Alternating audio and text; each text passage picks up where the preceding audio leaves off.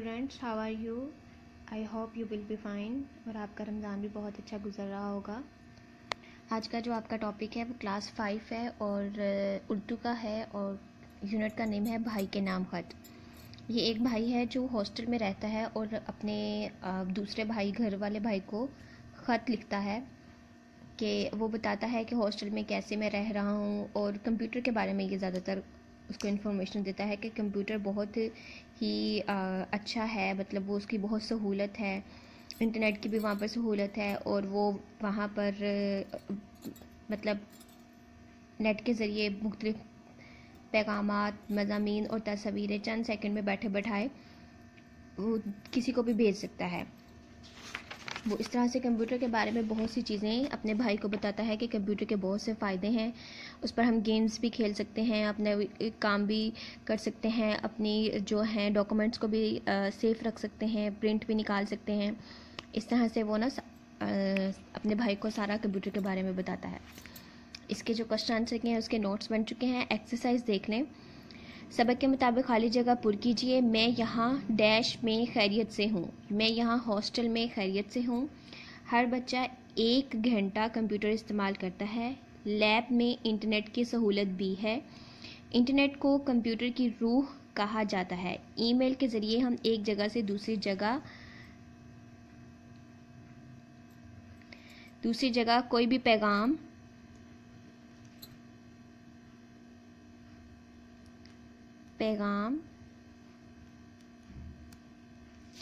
चंद second में भेज सकते हैं। इंटरनेट को कंप्यूटर की रूह कहा जा सकता है। सीपीयू कंप्यूटर को कंट्रोल करता है। प्रिंटर के ज़रिए हम प्रिंट हासिल करते हैं। आगे जी जुमले हैं। दर्ज झैल अल्फाज को जुमलों में इस्तेमाल कीजिए। हालात, अकेला, फ़ायदा, हुक्म, सफ़ा। ठीक है, आपने अपने से जुमले बनाने हैं या जो मैंने बनाए हुए हैं ये वही देख लें अच्छे से। सवाल नंबर 5 है, इस सबक में 2 अल्फाज तकरीबन और एहतियातन तनवीन यानी 2 ज़बर के साथ इस्तेमाल हुआ है। आप दर्ज झैल अल्फाज में तनवीन इस्तेमाल कीजिए और नए अल्फाज बनाइए। तनवीन कहते हैं कि जो फ़िक्रा होता है या जो वर्ड होता है उसके लास्ट पर, जैसे फॉर एग्जांपल तकरीबन उन्होंने कहा है, उसके लास्ट ज़बर होती हैं, इसको हम क्या कहते हैं? तनवीन कहते हैं, यानी 2 ज़बर। यहाँ पर लिखा होता है तकरीब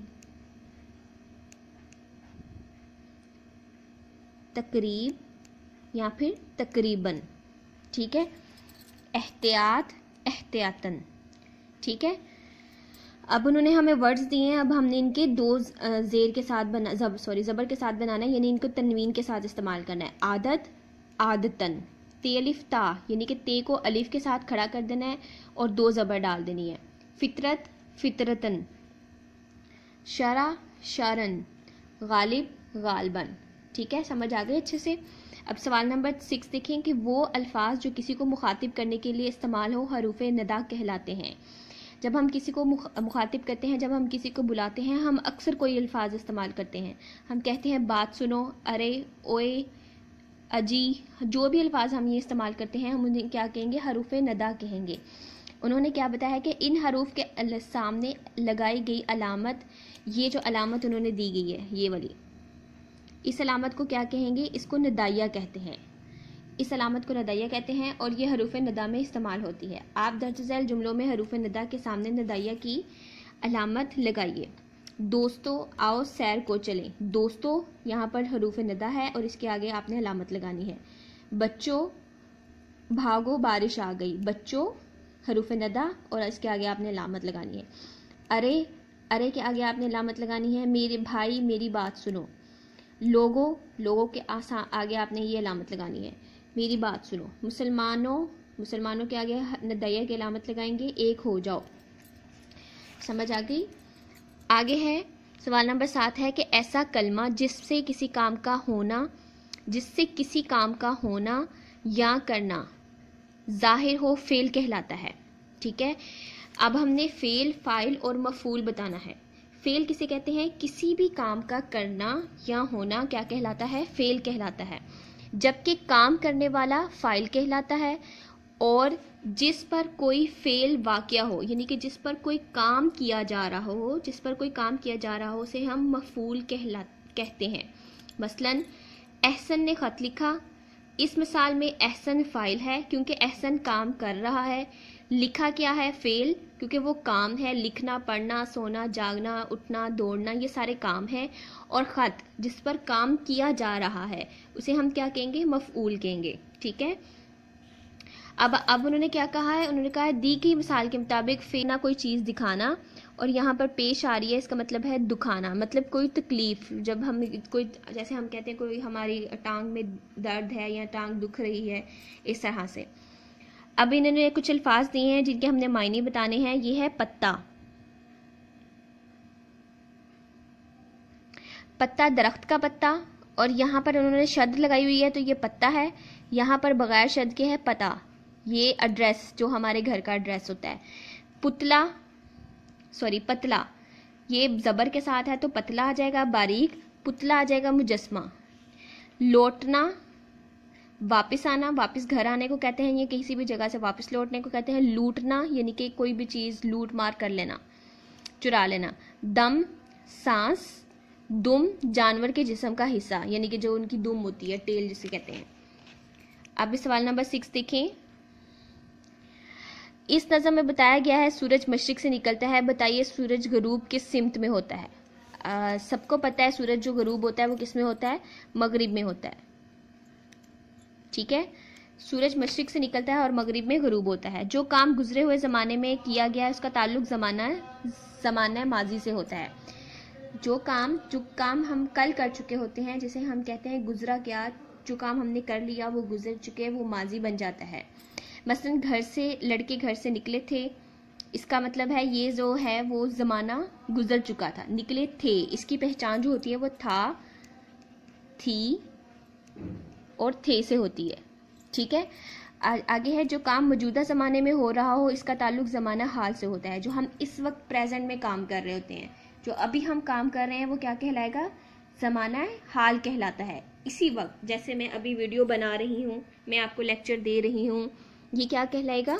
ज़माना हाल कहलाता है। मसलन सूरज मशरिक से निकलता है या निकल रहा है।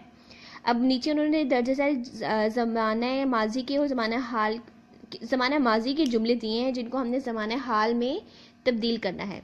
मैंने एक सुहाना मंजर देखा था, मैंने एक सुहाना मंजर देखा है। हमने सब्ज़ा और हरियाली देखी थी, हमने सब्ज़ा और हरियाली देखी है।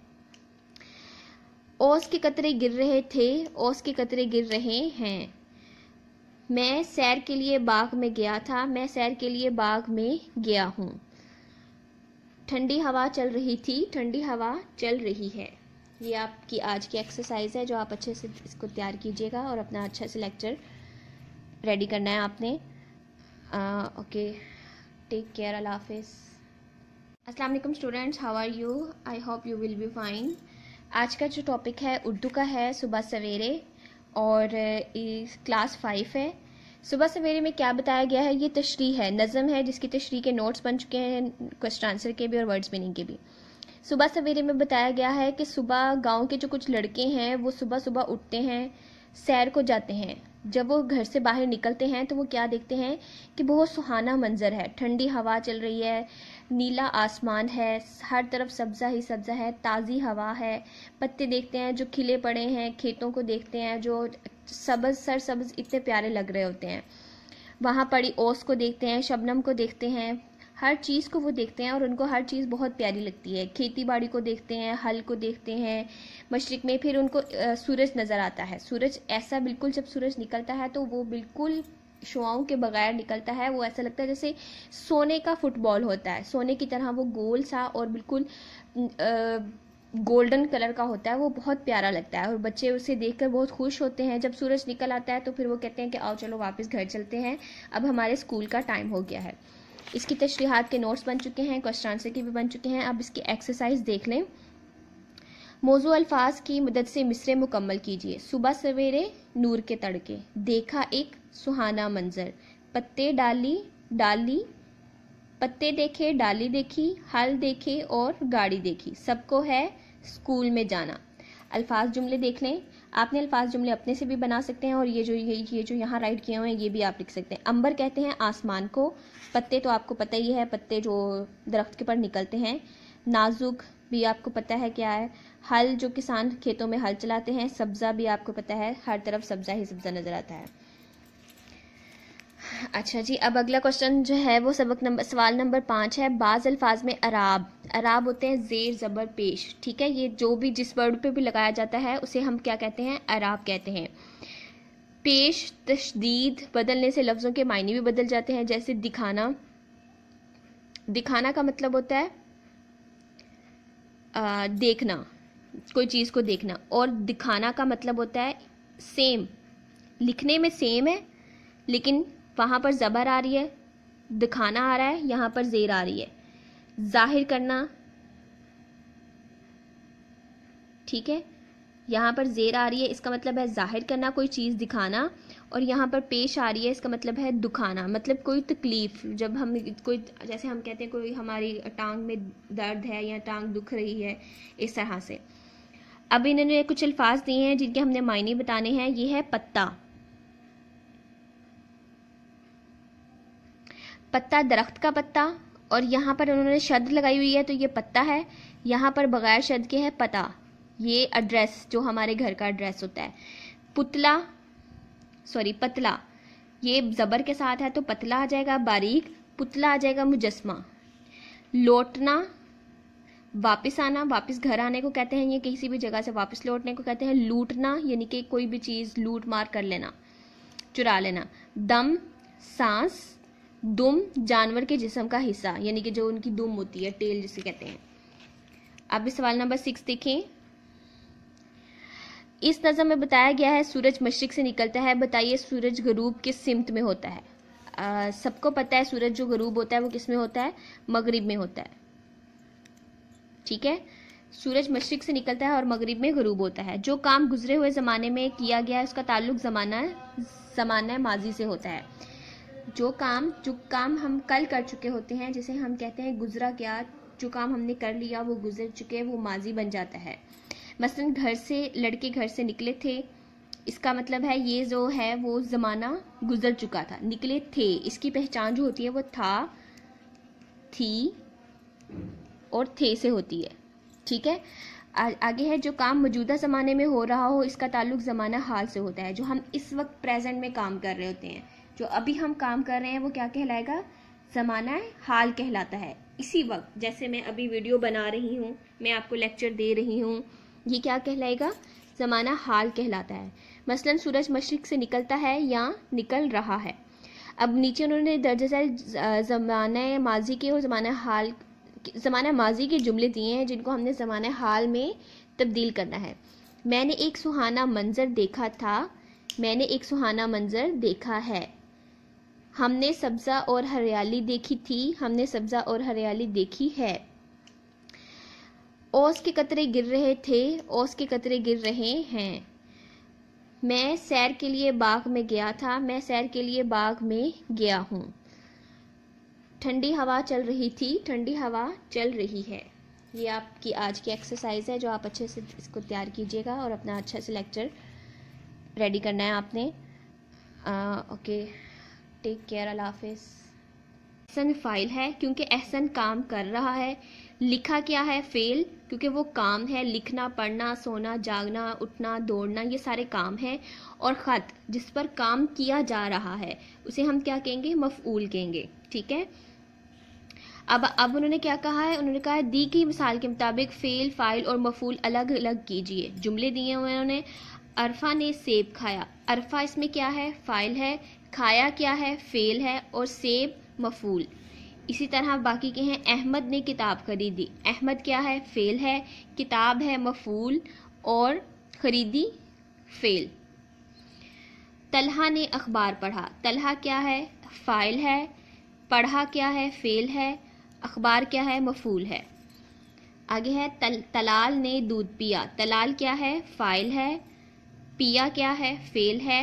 और दूध क्या है, जिस पर काम किया जाए, यानी कि मफ़ऊल है। शुमाइला ने जूते खरीदे, शुमाइला है फ़ाइल, जूते हैं फेल और सॉरी जूते हैं मफूल और ख़रीदे क्या हैं फ़ेल, यानी कि काम किया गया है। अगला सवाल नंबर 8 देखिए, हरूफ अत्फ वो हरूफ हैं वाओ और, हरूफ अत्फ किसे कहते हैं वाओ को। वो हरूफ हैं जो दो इसमों या दो जुमलों को आपस में मिलाएं, दो इसम, दो नाम, दो जुमले, दो सेंटेंस, ठीक है, दो जुमलों को आपस में मिलाएं वाओ और, मसलन दिलो दमाग, दिल और दमाग ये दो इसम है, दिल और, ये जो वाओ है इसको हम और भी कहते हैं, अगर हम इसे खोलकर पढ़ें तो हम कहेंगे दिल और दमाग, लेकिन अगर हम हरूफ अत्फ में इसको पढ़ेंगे तो हम इसे कहेंगे दिलो दमाग। कीबोर्ड और माउस, ठीक है, और भी इस्तेमाल हो गया, समझ आ गई। हरूफ अत्फ क्या है वाओ और दोनों हरूफ अत्फ हैं। अब वाओ इस्तेमाल किया गया है, मिसाल के मुताबिक मरकब अल्फाज बनाइए। मुफरद अल्फाज उन्होंने दिए गए हैं शाम सहर, उन्होंने अंदर कोमा लगा के दिया है, अब हमने इसे हरूफ अत्फ में बनाना है। शामो सहर, गुल बुलबुल, गुलो बुलबुल, ये बुलबुल आना है, बुल नहीं आना, ठीक है, बुलबुल। मुल्को मुल्क कौम, मुल्को कौम। शम्स कमर, शम्सो कमर। गुलखार, गुल और खार।